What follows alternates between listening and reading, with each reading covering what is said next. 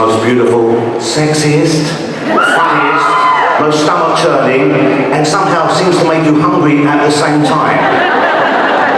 Beautifully produced, wonderfully acted, incredibly well written, fabulously shot, TV show in the history of TV. Really please welcome, from Hannibal, and I'll bring them all out at once so we can get started, Aaron Abrams as Bryan Fuller, Thompson, David Slade, Caroline Dhavernas, Alana Bloom, executive producer Steven Lightfoot, director David Slade, executive producer Martha DeLaurentiis, and of course Mr. Bryan Fuller. Here they are.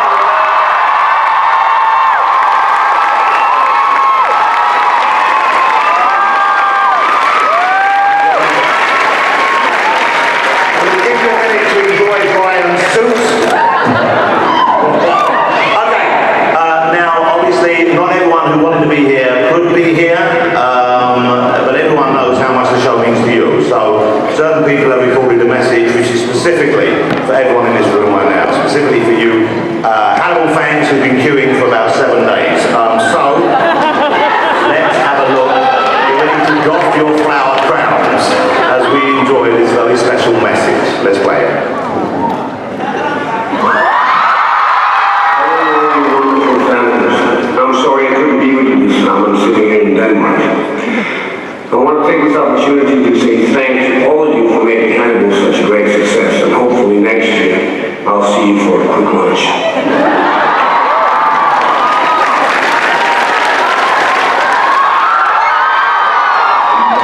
Fannibals and everybody at Comic-Con, from myself and my moustache, we're both here with you, as I'm currently in Australia. I had a great time last year, and I hope that you have a wonderful time. You can squeeze some information out from Mr. Fuller about season 3. I'd be interested to know if there's any truth to the rumor that Jimmy Price is also leaving the FBI and is going to serve as Jack Hawkins' personal butler and manservant for Hannibal Lecter. I know Scott Thompson has gone into deep training in the hope that might be the case. But any tidbits would be very welcome.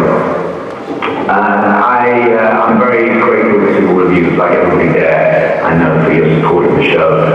And really looking forward to getting to season 3 and bringing it to you. So with that, have a great time. And if Bryan is not yet wearing a flower crown, would somebody give him one?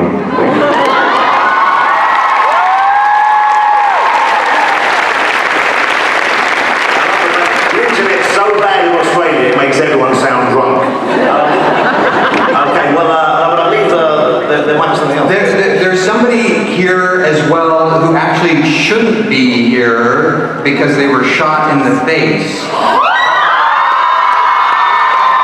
And they're going to be such a huge part of season 4, or season 3. I'm getting ahead of myself. Please welcome Raul Sparks.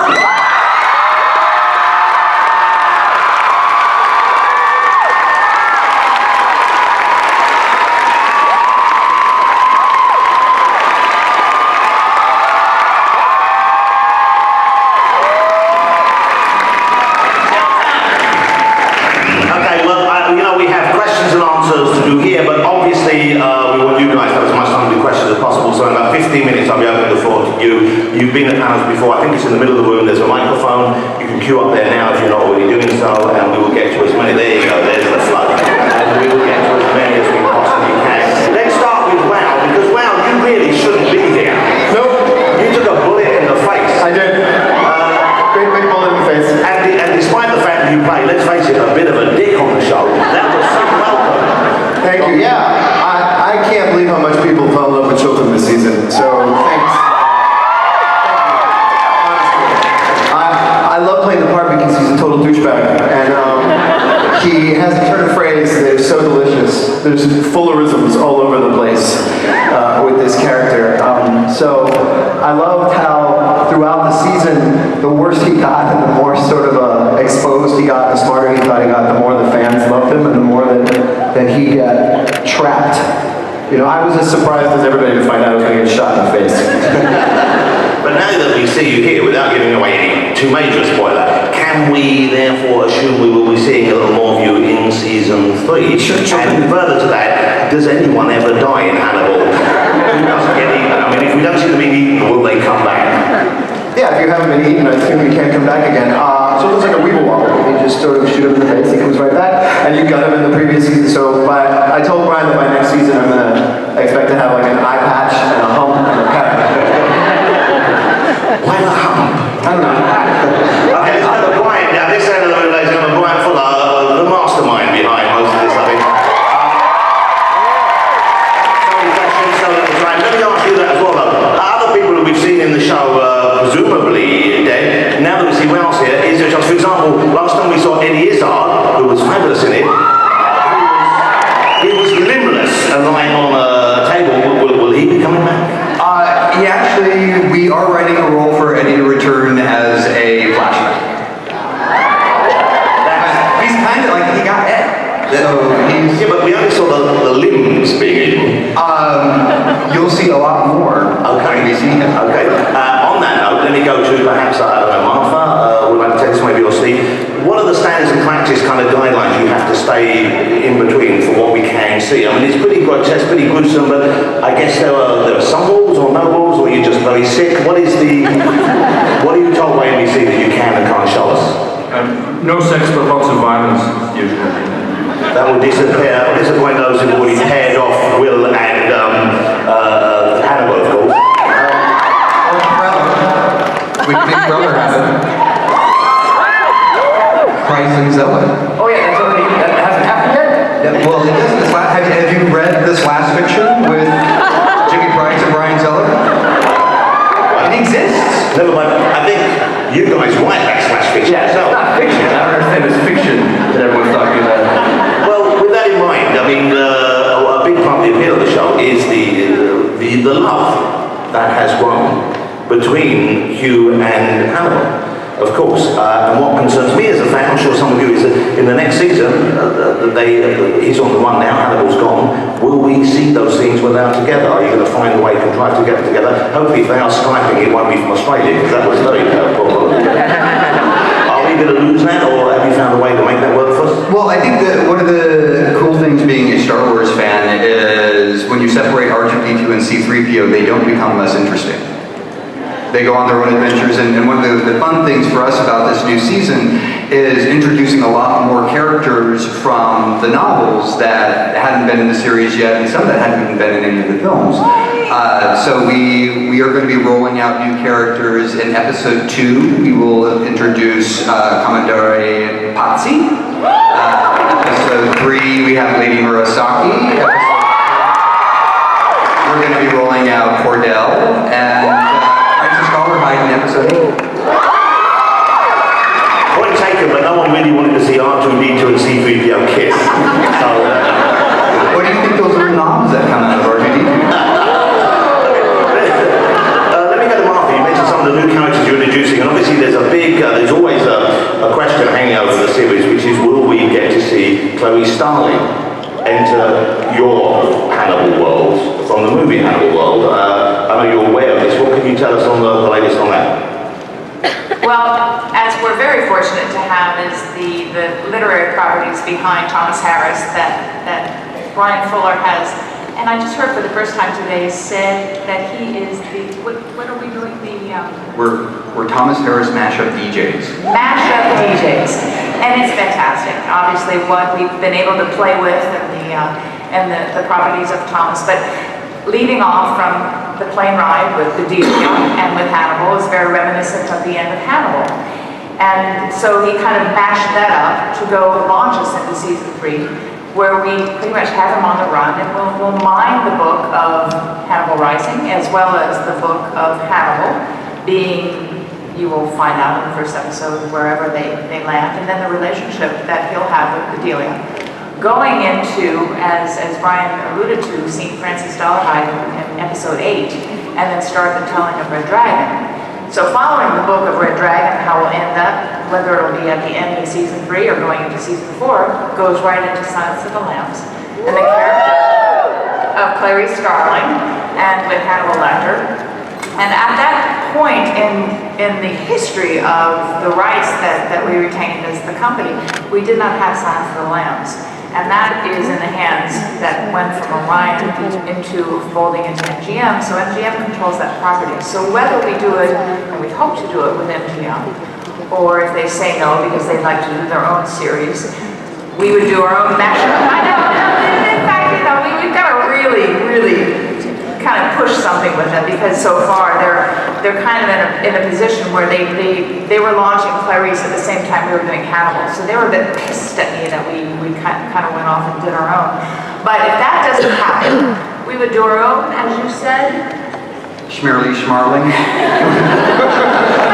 Fantastic. Obviously, what Bryan and his team of writers, Steven in the writers' room, have done is just taken what has been laid out for us all to mine and make our own version of whatever that is. And it could be even more exciting.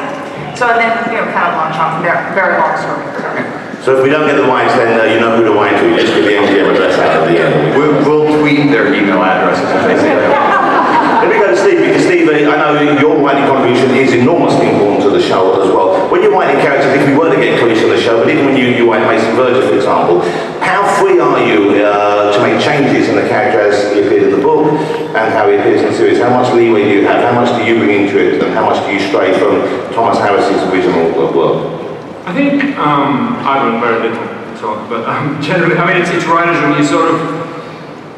You're always trying to find a story, and we're led by story and character, and I think the names are there and the sort of story roles. So for instance, we gave Mason, before his accident, all the story material in many ways that happened to him in the Hannibal book after the accident. So as Bryan said, I think the mashup analogy is a very good one, and in the end, the stories are born out of the writer's room, initial inspiration from the book, and we kind of go where they take us. So our Mason is much younger and kind of crazier, I think. And then also, what's great is you get to see what an actor like Michael Pitt's doing with it, and you start writing for that, and that's also the thing. I think often you start seeing what an actor really starts doing with it, you write for their best plays, and that's the joy of series television. In a movie you do them and you're out, but we get to watch these guys grow, all the actors on the show, and write for them. And have you got plans, have you written scenes even kind of loose in your head for Clarice if she were to enter the show? We're hoping, and we're going to be doing a full court press to try to get those rights, because it would be completionist, as I'm sure many people at Comic-Con know and feel. Completionism is an important thing as we're collecting all of our things that are out on the floor. I know I have my shopping list, but I want to complete the story. There's no shortage of great characters already. Alana Bloom, of course, played by Caroline. What a fabulous... So beautiful performance. I would have thought difficult to pull off all of that when you know the audience at home screaming at you. How can you be in bed with that answer? How can you be in bed with that answer? How can you not see? Is it tough for you to play that kind of slightly guileless or kind of misguided person? Well, when I'm in front of Mads Mikkelsen, everything's easy. I think she's known him for so long. She knew him before she knew anyone else in the show. So I think the confidence and the trust is very strong. And everyone else around her is behaving so weirdly to her. I mean, I think he's her rock. And that's why she can't see it. Because everyone else is just, Will Graham is a roller coaster, Jack Crawford is always behaving. So I think Hannibal becomes very solid to her, and that's where her trust is. When she finally found out, do you think she would have liked to have been eaten by him? Well, they had sex as a form of consulting. I'm going to let that just hang in the room there. Right. Let's go down to Aaron. Let's talk to you guys there, because there's humour in the show as well. There's much humour in the show. And often it comes from you guys, I think. Would that be fair? How hard is it to play for laughs or to kind of be humorous in a show which is as dark as this? It's a lot easier to be funny on the set of a dramatic show than it is actually in a comedy. This is the lightest I've ever been on. We were doing Kids in the Hall, it was a horror show every day. It's easy, because it's actually, I don't know, it's just the humor, the show needs lightning. And Aaron. I didn't know I was hilarious. I thought I was being very dramatic. He thinks he's like really a big stud, like the big leading man, but No. we agreed, we forgot. It's hard to hear. He has studly qualities, that's for sure. He does. Thank you. Wow. Let me ask you, you know you're coming back now, or we think you're coming back now? Am I coming back, Brian? Yes, you're coming back. Okay, I'm coming back. Was there a period when you thought you weren't, and how do you deal with that when you meet the people who are lucky enough to be going on with the journey, when you think you have been so cruelly cut? Brian's always been very kind to me about what happens to Chilton. He'll come in and say stuff like, "We're gonna gut you, but don't worry, you'll survive." And I'll just kind of go, "Oh, okay." It's Brian. We worked together on Pushing Daisies. Hannibal, this is a very dark place. That mind of his, it's a very dark place to enter, but on that show, it was a very light and wonderful place to enter, so I just trust him implicitly. So when he said that I was going to get shot in the face, he said, but you don't die. And I said, well, I can't, because I'm Dr. Chilton, and I survived. I know, because I've read these damn books. Chilton's kind of hard. You're not, but like he says, he's a DJ. You have no idea how it's all going to play out. I get as excited as anybody else to find out about how we're gonna do this. It is the most creative experience to walk onto that set because you sort of never, they pull out all the stops, you never know where you're gonna head to next. And there are so many layers to this show that we get to play with as actors. There's the references inside the references inside the references. And so it's kind of I just kind of follow blindly, honestly. And I cross my fingers that I would be with these guys, another season. You're lucky you've got fingers left. Yes. I might lose them next season. Let me go to David. There were many directors who worked on the show with you, but David directed the pilot. He gave the show his distinctive look, and he directed the finale of season 2. It's one of the most beautiful and involving and engaging pieces of cinema and television I've ever seen. People said it's dark in tone, but it's also dark the way it looks. Is this just a budgetary thing? You can't afford the lights? Yeah, the DOP Jim Wilkinson is someone I've worked with years and years and years. And when I was going to first do this, I brought him in and I said, we're going to make the darkest show. We're going to have no lights on. We're going to have to get it. We want people to lean in to the darkness. And so we continued that. And then when I saw the first episode of the second season, which I didn't have anything to do with except with the template, I was so proud of the show. And then to do the finale, that darkness, it became inherent in the show and in the characters. And it was a really cathartic experience directing that finale. It was really, that last scene which we shot over 2 nights with a lot of blood. And people don't really know, I don't know if people know this, but when we shot that scene, Hugh and Matt did the entire scene every time. Even if, just for the little shots on the floor where Hugh was kind of, panting to get emotionally to the right place. So we were going through the emotional roller coaster like every take, over and over and over again. It was, it's a great, I love doing the show. I think we need to see all those different takes released online so we can all appreciate that moment. I don't know, but just how many people were crying by the end of the season finale? Oh, not that many. Okay, so I've spoken to a lot of the Walking Dead people and I asked them what their favourite zombies are. They have a zombie of the week. Let me start with you, Alan. What's your favourite death or your favourite prepared human being in the show so far and why?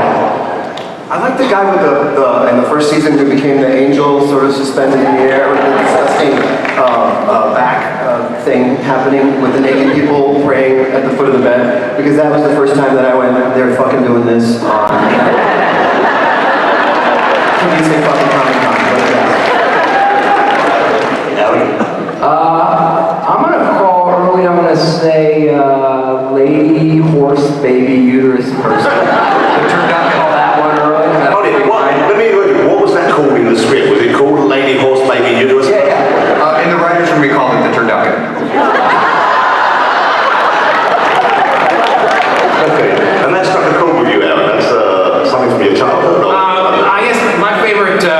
Killer, does it have to be a killer? I think, well, or just a meal that he prepared. I mean, it could even be one of the dishes. Oh, one of the dishes? If you want to be greedy. I misunderstood. I thought you were asking who the favorite killer was. No, I like the murders. I mean, the tableau. Oh, I like the mushroom killer. I like that he grows mushrooms on diabetics because not enough people stick it to the diabetics.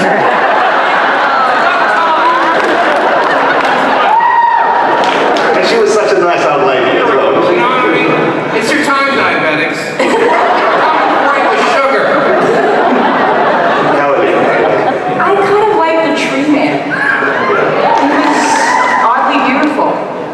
It was, wasn't it? It was really, Yeah, there was something so, he looked so proud and generous. Yeah, he was missing everything. I think we're finding out everyone wants to go. Like, yeah. Steve, do you have one? It's probably the totem pole.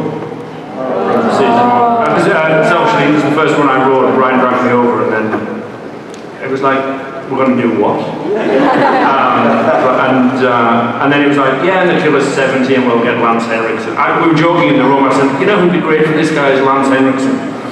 And then they asked me to write another episode and I went back over and there he was on set playing the part and they hadn't told me. Brian just walked me over and introduced me. Well, yeah, we've got Lance Henriksen to do, but that was great. David?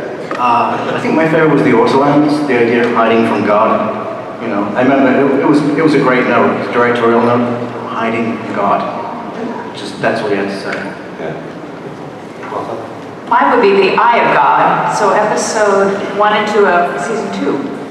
And it was a strange melange arrangement of bodies, you know, of different colors, and the palette of color and the palette of desire, and from the point above, the eye of God and talking with the killer. That's the one with the guy who was ripping his own skin off? Yeah. And that's where you got to see Mads in the weird kind of transparent onesie. Was that something from your Brian, or was that? What's your favourite? Brian, I guess they're all your babies, but do you have a favourite? I really, I love the human cello. I thought that was sort of fun to turn a man into an instrument. And I'm a particular fan of Michael Pitt cutting off his face in Idiot the Dog. Can't wait to see more of it. Are there any vegetarians here? Are there vegetarians working on the show? Has anyone become a vegetarian as a result of working on the show? David, were you veggie before you began? I was, but I became a better cook, actually. It's true. I couldn't cook anything, and now I'm actually not too bad. And you know, is there much to be read into the way the people are presented when Hannibal serves someone up? Should we look at the way the scenes are laid out, the way the tableaus are designed by him, to look at either his relationship with who he's feeding or who he's killed? Absolutely. There's a ton of symbolism in the show. So whenever we get into what those tableaus are, we talk a lot about like what the levels are. But sometimes it's just we want to see something very cool or creepy, and we go for the most ridiculous thing we can come up with. Are you writing it, and are you guys thinking of it as Will and Hannibal being in love? Did they fall in love? Were they in love with each other? I think they are. They have love for each other. It's not necessarily a sexual love, but I think they absolutely have a pure, genuine love for each other, and that's why the situation is so complicated. And how much pressure from the audience do you need for it to become a sexual love? The audience is already taking care of it. There is some fantastic art. Respectful and very grateful to the fans that you have. Absolutely. And they are about as passionate and devoted as any fans I've ever seen for any show. I mean, they really seem to go, but they seem to be very craft-based as well, don't they? You get a lot of things made for you. What's the strangest thing that you have, any of you can think of? Well, I think that one picture was so many words right there. What is that? Oh, it's the stag. Kind of a droopy stag. Wow, there's a lot. Which talk to my wife. So do you welcome the fan fictions? I know some shows are a little, not upset, but a little spooked by the stuff they read when it involves characters. Well, I mean, in essence, I think the whole television show is fan fiction, because we are all adamant. What's good for the gander is good for the goose. We have, I've been given a sign that we should go to questions from the audience, and I have an extra special thing to say as well. That's for many of you who've got in line in time to ask questions, there will be prizes as well. So when you finish, you head over to this side, I believe, and we will make sure that you get the gift you deserve. Of course, if it's a terrible question, you will get roughly led from the hall instead. So choose your words carefully. This young lady is first, this young woman. Hi, my name is Molly. Hello. Hi, Molly. Big, longtime fan, Wonderfalls fan, Caroline. I think you deserve a wax lion when you go over there, because I know we have some. Once, Jay Tyler, my queen of everything, forever. So, I'm pushing daisies, of course. So, remember my question? So, I was inspired to read the books because I loved everything about the show and just couldn't wait for new episodes. And I was wondering who you're most excited about introducing, and we're all thinking about Barney and who might play him, and that's what I'd like to talk to you guys about.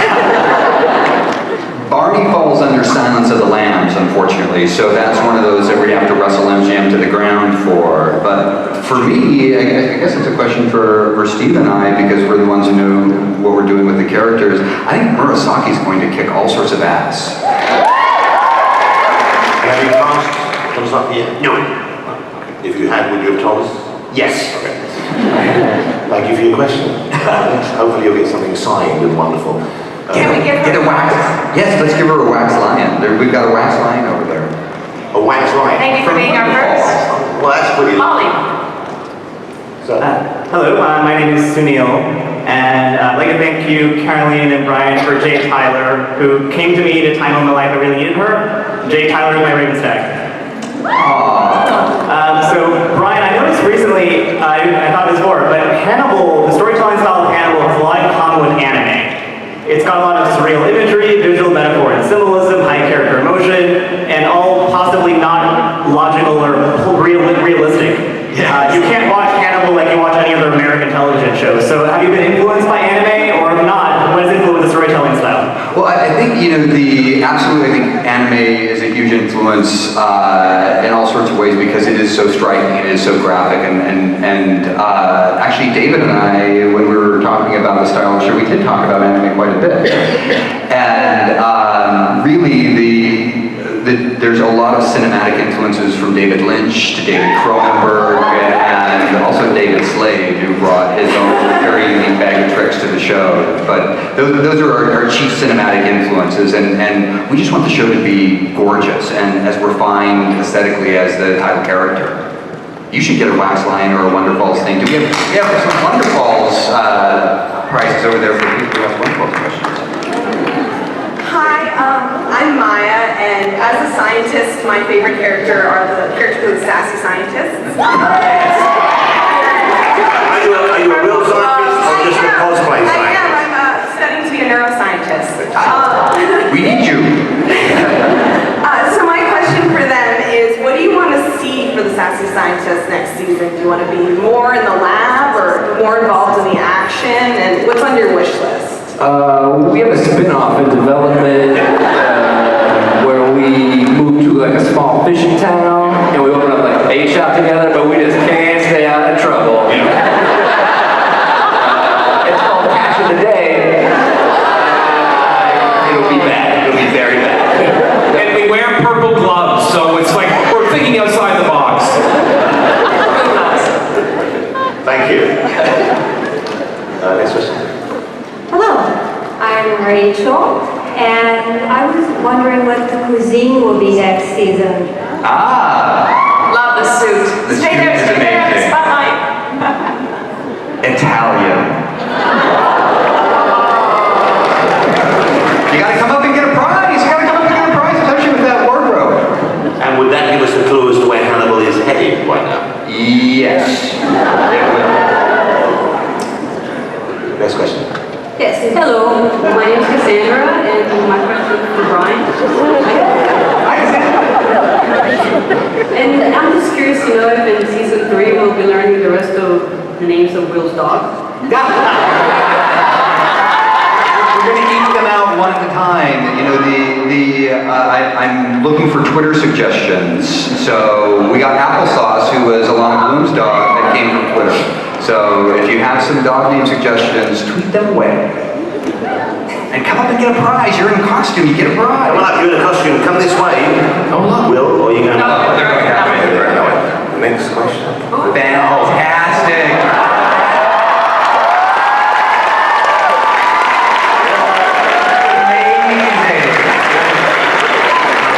Okay, we have some awesome Mondo posters, and you guys get one. Thank you. Hi, my name is Ramin. This is Caleb. I'm gonna be doing the question for us since, I know. So there was talk of a Pushing Daisies musical a while ago. I was wondering if you did like a Hannibal musical. Would you want it to be based on like the TV series, or would you want to do something original? Maybe some auditions are in order, right now. We can carry a tune. I know Ralph can. We need some singing right now. We need a little bit of singing. All I found on her was horseshoe to wrist.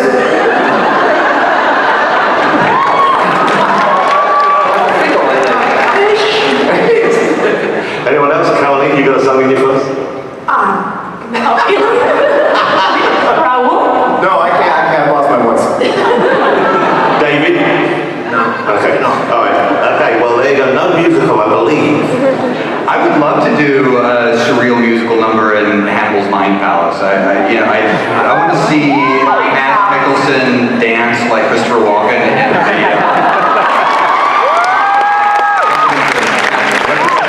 Weapon of Choice. I would love to see him swinging around the Mind Palace. And he can do it, we know, because he started out doing musicals, so backstage, on set, you never know what's happening. We should film that one of these days. Because he can do it. The man can dance. Man can dance. Great question, great costume. You'll get a good prize, go wherever the prize is live. Let's hear it again for the fabulous costume project.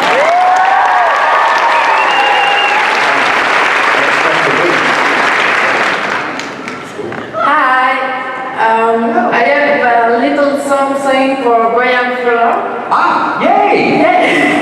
And also I have a question for Caroline and Raul because my first language isn't English and I wanted to know if it's really hard to work in English if it's not your first language.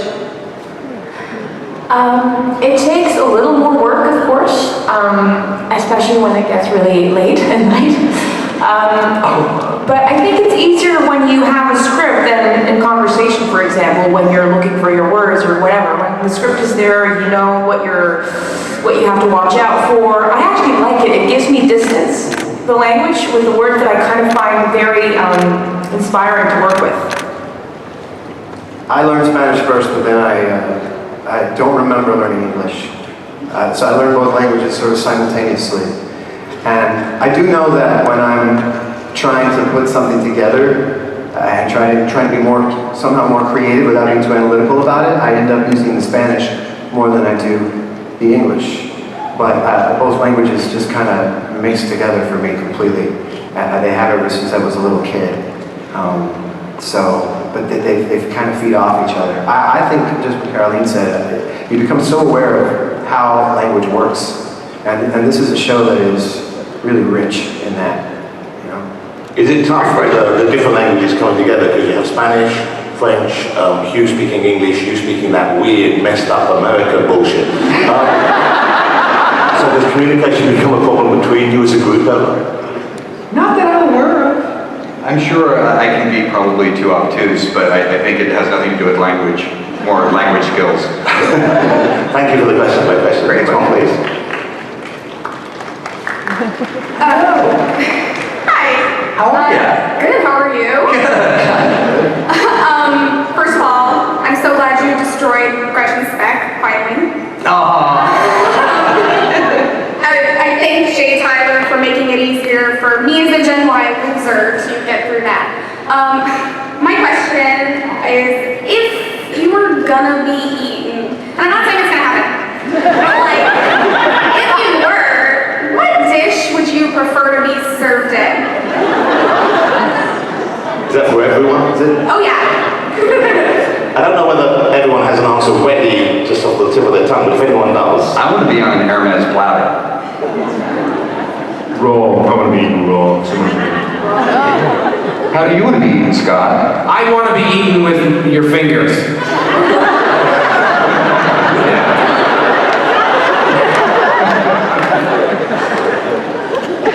Pie.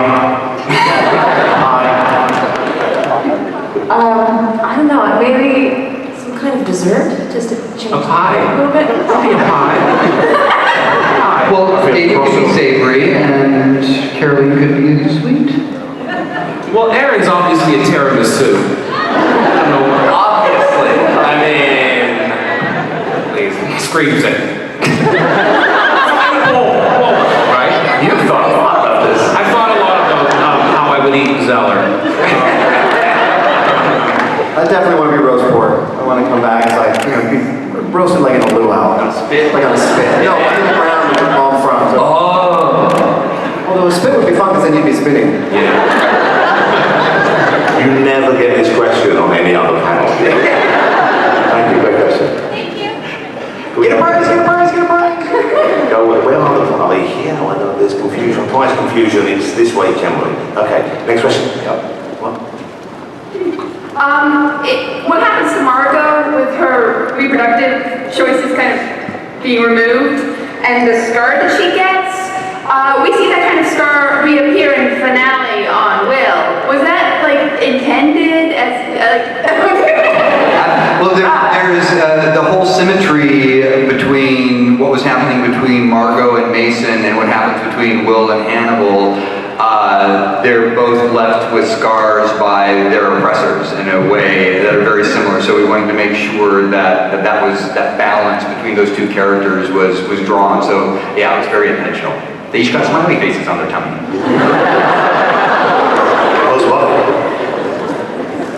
You probably get a prize, so come down and just on the other chance. Sir, looks like you wear a straight jacket, but that's not, is it? That's just a shirt, or is it a straight jacket? No, it's a straight jacket. Oh, good. That's fantastic. I didn't think it was an outfit, I thought you were just one of those kids. But anyways. Anyway, so I guess I should name drop Wonder Falls because I love that show. It's awesome. I love all of your work. I hope that we see a Pushing Daisies movie or something.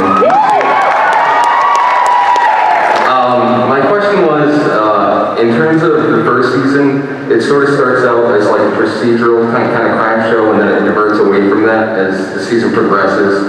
And then in the second season, we sort of start to see those elements happen again. So I was wondering, in season 3, how much is going to be based on them solving cases versus tracking Hannibal? The entire first half of the season is relatively FBI light. You only see the FBI in one episode in the first 7 because it is all about the pursuit of Hannibal, and we kind of abandoned that structure that we had in the first 2 seasons for something that is unique to the books. But good question, and get a prize, get a cool prize. You know, mentioning Pushing Daisies briefly, there was talk of a comic book. You were working on a comic book where stories are like, what happened with that? We had 2 issues and then Wildstorm collapsed. And when we tried to publish it through DC said it was not their brand, so they would not be publishing it. But there's a chance you could appear because I know you finished them. I have 2 issues that are fantastic, but hopefully they'll just become the backbone of the movie. Okay.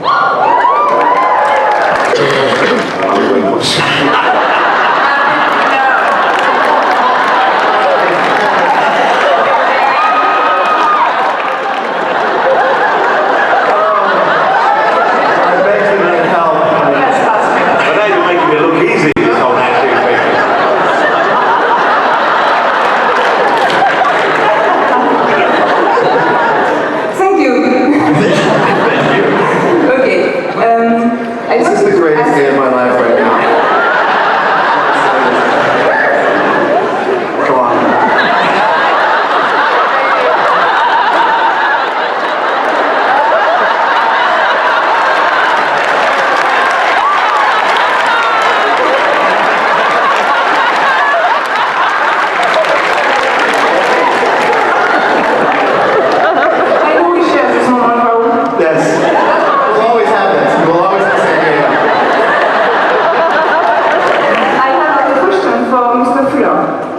I want to know, there is actually a rumor on the internet that said the third season starts 1 year after the end of the second season. Is it true? Yes, that's true. Why? Because we want to be very vague with who survived that bloody night, and also we wanted to land the characters in a place where they were active, and don't you forget to get your prize. Don't you sit down. Active and not in hospitals. So it was very intentional that we wanted to take a space, land Hannibal and Bedelia, because the first episode is very much like a pilot for a new series starring Gillian Anderson and Mads Mikkelsen. It was important for us to have a passage of time so we could come into their story at the most dramatic point, and then episode 4 will detail what happens between the finale of season 2 and the first episode of season 3. So we'll get to that, but we're sort of telling the story emotionally as opposed to temporally, if that makes sense. Thank you. Hello! I would like to thank you for wonderful female characters on the show. They've all just been stunning. Absolutely love it. Anytime you bring a new female on the show, we're excited about Lady Mirzaki. Me too. My favorite character is Abigail Hobbs. I love her dearly. She's so dynamic and interesting. She's not good, she's not bad, she's got all sorts of dynamics. Well, she's kind of bad. But it's not her fault. There's a couple of listen. So my question for Bryan is, where was she in season 2? It would be a lot of fun to do an episode in season 3 that explains exactly where she was and what she was doing. We love little Miss Casey Roll, and she will be part of season 3. We will see the actress again. Hello. Hi, it's nice seeing you guys here again. I'm really happy that you guys managed to come out. My question is for Bryan, and my question was, what is your thought process from concept to final product when you're creating the visual narrative of Hannibal?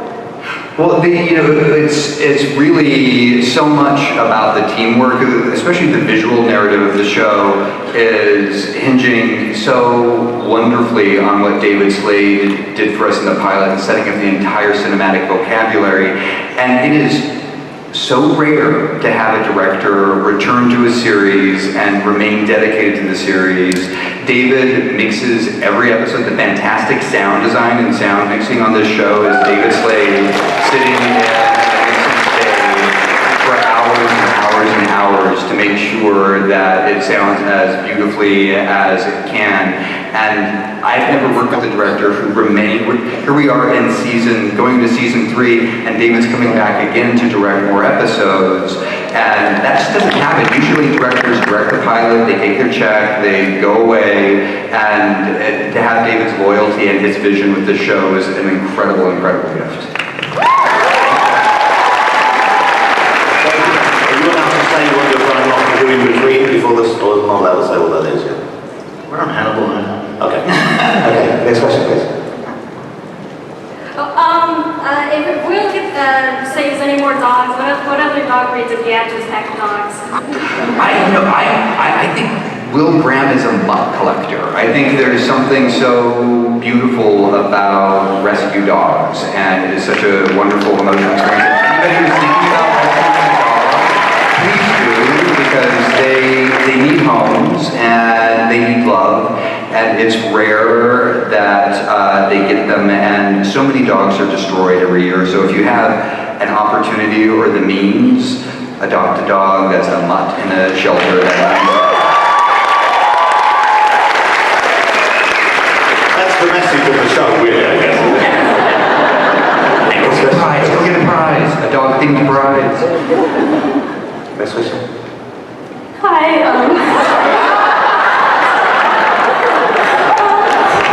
my question is for Bryan and Caroline because there's so many powerful women on the show. So I was just wondering what influenced your portrayal of male characters in the novel as female in the television show? Well, I think the We needed more females, and go get your prizes. One of the things that certainly Steve and I are very excited about in the writer's room is that not only do we have Caroline, we have Bedelia to play with, we have Murasaki to play with, so, and the beautiful and amazing Gina Torres. We feel like we really are doing some interesting things with the female characters on the show, and we were even talking about that the other day about how most of the female characters on the show can see so much clearer Hannibal than the male characters, because Jack is wrapped up in his own law and wanting to bring justice, and Will is so confused by seeing this vision of a man who's very much his reflection, and the women can see Hannibal clearly now, and we're going to be exploring a lot more of that in season 3 with more female characters. So I'm so glad you like it, because I think we're doing justice to some of the characters in the book. Great question. People with costumes get better prizes than people who don't have costumes. Next question, please. Hi, first off, I wanted to say Martha, go Ball State. Stage! Anyway, on the back of her question, I'm another person that just sort of recently discovered Wonderfalls and really recognized something in Jay Tyler that I saw in myself, and I'm wondering if you think that the industry is moving towards a place where stories told about diverse females are something that's commonplace instead of something that's seen as progressive.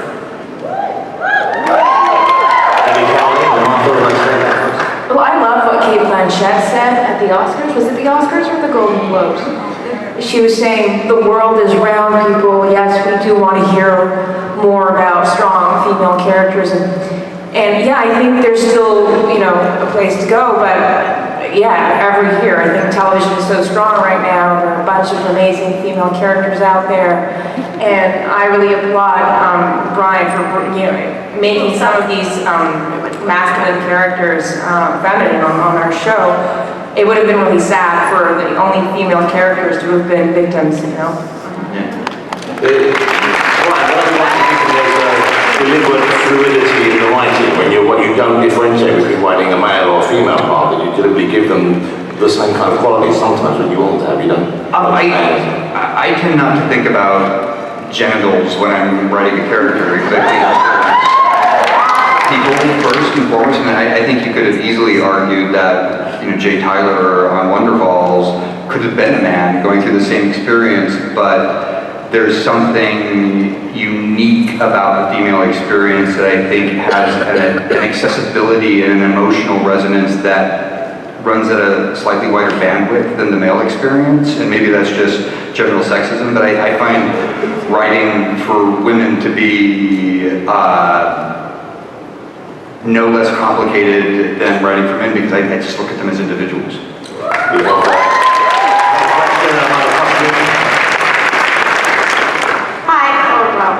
a big flower crown. Yes, I make mine really large. My name is Jasmine, and my question is actually for Caroline. I wanted to know when you got the script that you were going to fall in love and sleep with Hannibal, what was that thought process? Because we see Alana start to see what Will was talking about, but yet she still falls in love with this handsome man. So I just wanted You put part of the answer right there in the question. What my thought process was, I don't remember. I don't know, I think it was kind of a natural progression. She became closer to him. I think she had feelings for Will in the first season. She knew she always got stuck in these situations where she wanted to fix a man and study, and now I think she wanted a grown-up relationship, and Hannibal seemed, like I was saying earlier, like such a rock, and it seemed like a very healthy relationship. And yeah, it seemed natural for them to go there. And also Hannibal is so wise that he didn't even have to do anything. I went to him. And also, I think it just makes Will's story so much more painful and interesting. One of the first conversations that we had when we were talking about the role and talking about playing opposite Mads Mikkelsen, and that it was going to become romantic eventually, eventually, you were over the moon. Oh yeah. I've seen all his Danish films. I mean, when I heard I was going to be working with him, it was like a dream come true. So ending up in bed is like, oh my god. You're like Santa Claus, aren't you, Brian? I think, is that it for questions? I guess that's it for questions. There's more prizes. Oh, so we have this at the Funko booth, which is booth 5343. We're going to be doing a signing tomorrow, and there is a raffle to win a custom Hannibal that is right here, and I'm trying not to break it as I pull it out. But we decoupaged, I'm not even going to try to pull that. We decoupaged pages from the actual book and made the Hannibal suit. So somebody can win this guy, and also just come to the signing tomorrow and get the Hannibal doll. We're going to have Hannibal dolls and action figures, which I love. What time is the signing tomorrow? The signing tomorrow is at 1 o'clock at booth 5343. And that's where you enter to win this guy.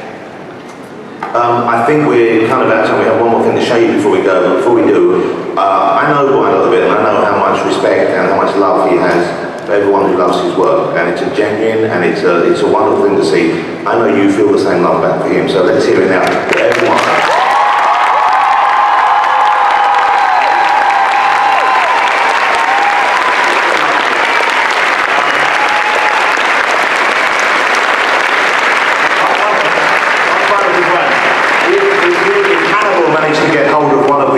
Judging panel, how would you serve him?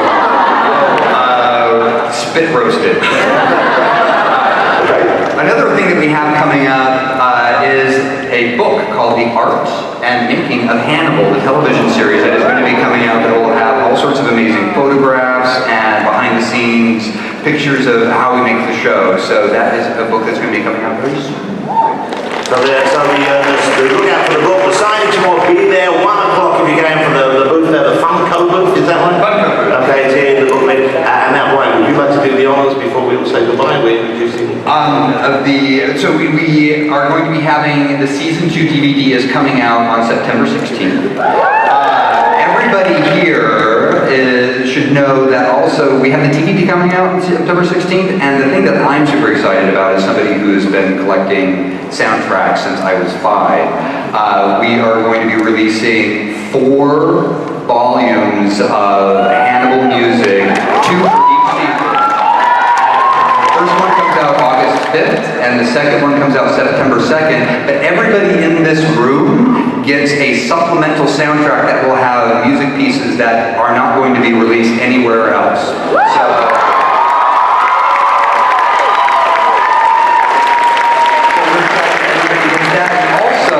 There is a Lionsgate signing at the booth that we have a sleeve that is some David Slade photography for the DVD that comes out. So we bring it tomorrow or come to booth 4045 at 10:45 a.m. tomorrow, and we'll all sign it, and then when you get the DVDs you can pop it right in there. Nice. This is the panel that just keeps on giving away. So before we say goodbye, unless I don't know if there's any more housekeeping there, before we say goodbye, you're going to introduce something for everyone to see. Is this on the DVD? Will this be on the... We are going to be seeing this is a snippet of the blooper reel we're showing. It's a much longer one on the DVD, but we're giving you a taste. Okay, let's watch this and then we'll say goodbye.